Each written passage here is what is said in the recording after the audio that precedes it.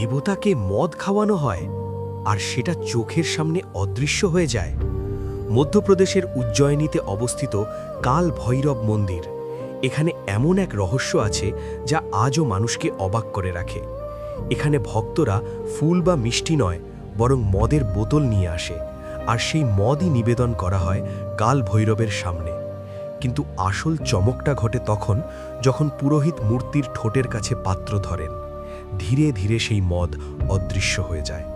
না কোনো পাইপ, না কোনো গর্ত, না কোথাও পড়ে, তবুও যেন কেউ সেটা পান করছে। এই দৃশ্য নিজের চোখে দেখার জন্য প্রতিদিন হাজার হাজার মানুষ এখানে ভিড় করে, আর অনেকেই দেখে অবাক হয়ে যায়। পুরাণ মতে শিবের ভয়ঙ্কর রূপ হলেন কাল ভৈরব, যিনি একবার ব্রহ্মার অহংকার ভাঙতে তার একটি মাথা কেটে ফেলেন এবং সেই পাপের বোঝা নিয়ে পৃথিবী জুড়ে ঘুরতে থাকেন। অবশেষে উজ্জয়িনীতে এসে তিনি মুক্তি পান, আর সেই থেকেই তাকে খুশি করার জন্য ভক্তরা মদ নিবেদন করে। লোকবিশ্বাস বলে তিনি শুধু এই ভোগ গ্রহণই করেন না, বরং এই শহরের রক্ষাকর্তাও। যে অন্যায় করে তাকে শাস্তি দেন।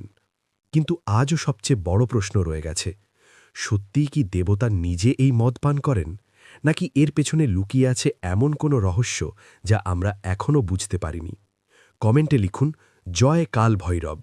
ভিডিও ভালো লাগলে লাইক আর সাবস্ক্রাইব করুন।